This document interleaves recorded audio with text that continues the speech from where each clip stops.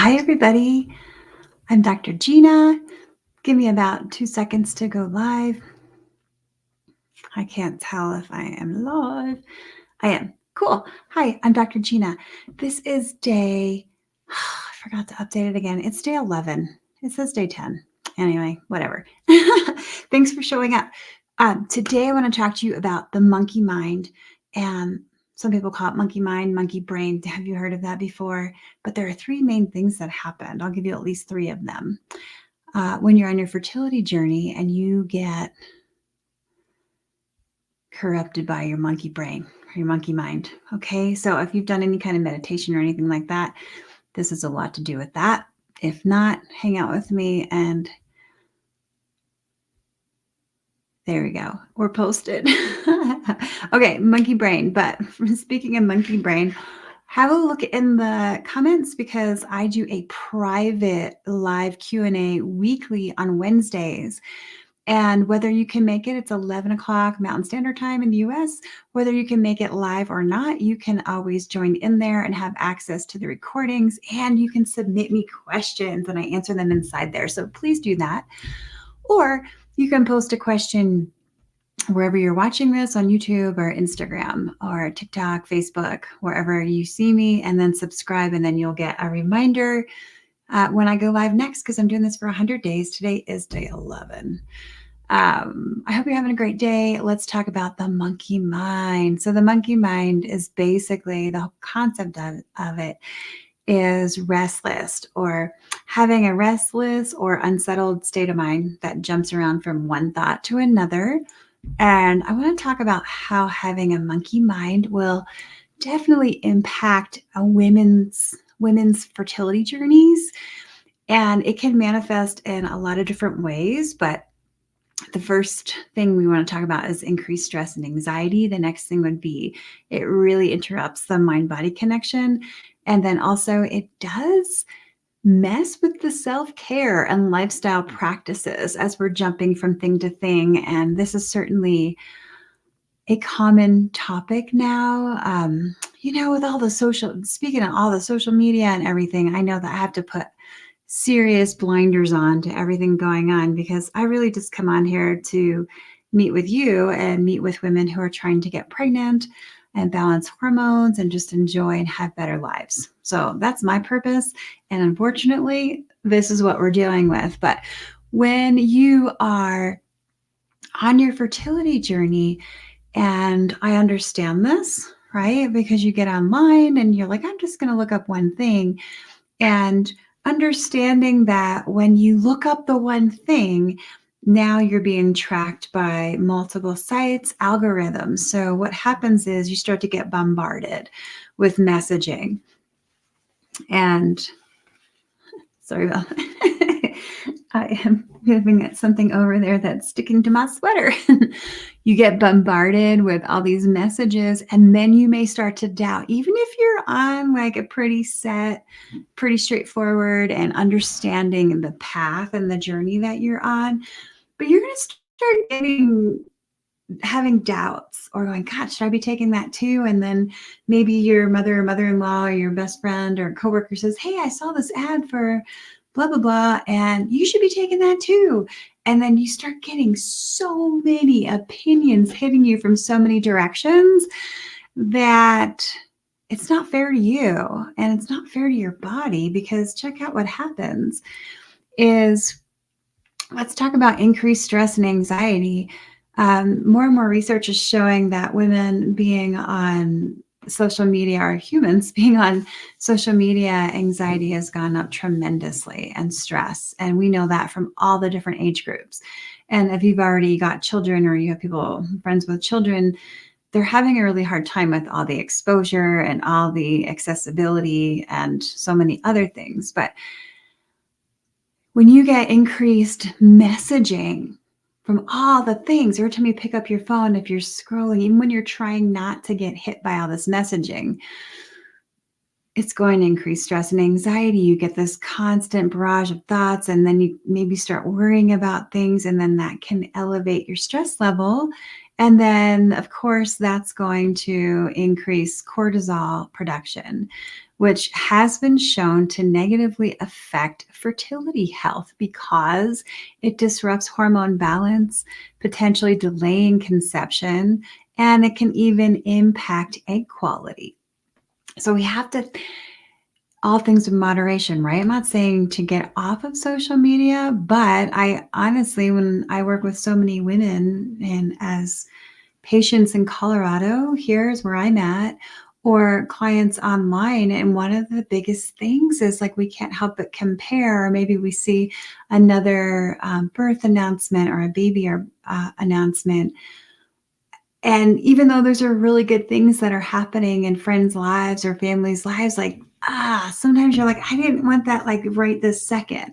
So maybe you are limiting your time online. But like I said, once you start Googling how to get pregnant, you're going to get a lot of opinions from people that maybe don't necessarily have that experience, or they may throw some confusion into what you already are doing. So, for instance, if you're working with a healthcare provider and they've got you on a journey, I can speak for myself. This is totally normal for clients or patients when they're already on a routine, either with supplements or herbs or a lifestyle, to say, oh my gosh, have you heard about this? Should I be taking this? I'm thinking I'm going to order this. And I'm like, why? You're on enough. It's not more, more, more. That's what makes us get pregnant. In fact, many times it's simplifying the path and eliminating all of the things that everybody and their mothers told you to take or get on. So really you can save time, energy, money, stress, all of these things by working with somebody and putting your trust in there. And I'm not saying to stop researching and to totally give over power. That's not it at all. I think it's important to, when you're making a treatment plan, especially for a fertility journey, that you do it together. And once you lay it out, then your coach or your doctor or whomever you're working with is there to keep you on track, because constantly you're going to get these external factors. And that's what we say with the monkey mind. It's like, should I be doing this? Should I be doing this? Well, that takes me into the next point, is that it makes it really hard to focus and have a calm state. And it really can, if you get so many distractions, you think you're doing things, but actually you're just thinking about them and considering them, but not actually putting them into action. And I'm talking about self-care routines specifically. So it's vital for fertility health, right? Like eating, regular exercise, proper sleep hygiene, all these basic essentials that we have for general health, but they can become irregular, even neglected, because you're busy on Dr. Google and, looking at what are they doing? What are they taking? And it just turns into this, I'm never doing enough. And then sometimes that turns into self-criticism. And I think it's important to regroup and say, okay, look, this is what I'm doing. And I think journaling is very helpful because, like, once a week, you can say, look, this is what I'm doing. And every day, this is what I'm doing. But once a week, you're like, do I need to change anything? Am I having more anxiety this week? Maybe I need to add in some meditation, or maybe I need to get some more cardio, or maybe I feel so tired and I'm just not sleeping well. It doesn't mean you have to go to sleep earlier, but maybe there's different habits that are happening. But this is something like a doctor or a coach can help you with, to sort through, so you're not doubting what you're doing is effective or ineffective. And I hope that that makes sense. But when we start making poor choices or we get distracted and we're not following through with maybe our three main areas that, like, I work with patients and clients to work on, it's like, first, when we sit down together and we do go through a medical intake, I'm looking for any red flags that I see. And then I'm looking for the top 2 to 3 areas to focus on right away to make some progress and build a nice, strong fertility foundation and setting up women for success. Either if they're doing IVF or IUI, or they're trying to get pregnant naturally, or maybe they've got some diagnoses that's impacting fertility health, like endometriosis, PCOS, ovarian cysts. Like, there's just so many things that can cause, they're not ovulating.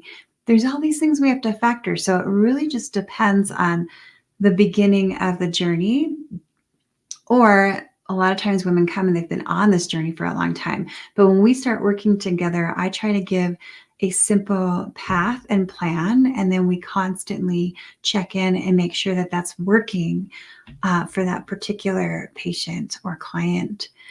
And I'm just checking to see if there's any comments. If you want to ask a question, feel free. If you're watching this on the recording, you can still drop a question, and then I should get a notification and I can check back. The other thing is, please join me privately. This is a sensitive topic, and I completely respect that. So I started a private live Zoom with me on Wednesdays, Mountain Time at 11 o'clock. If you can't make it live, it's no worries. Just create or request access, and then you can get the recording, and I'll answer your questions in there, or feel free to just drop in and listen to other people's questions, or maybe a specific topic that I'm talking about. And the last thing is mind-body connection, and the monkey mind certainly makes that challenging. To maintain having a positive outlook and having a nurturing connection to yourself, right? Like I said, you start doubting, what am I doing? Am I doing the right things? And when we have this kind of a disconnect, this can really impede our ability to listen and address what our body needs, whether we need more rest, or maybe we need a specific nutrition to increase that, or different fertility foods. We have to be able to quiet the mind and not have all these distractions pull us off the path, because if we keep getting distracted or pulled off the path and we don't recognize signs, that could require either medical attention or lifestyle or self-care adjustments. So I hope that today's message is helpful. There's so many things to talk about on how to optimize and improve fertility health, and I love being on this journey with you. And if we haven't met, definitely join one of the live calls, and the link is in the comments. And if you don't, for somehow you don't get that, then request the link and I am happy to send it to you. Again, the calls are live on Wednesdays, and I hope to see you there. If not, comment on any of my videos and then I'll be in touch with you. Thank you so much for stopping by. I'm Dr. Gina.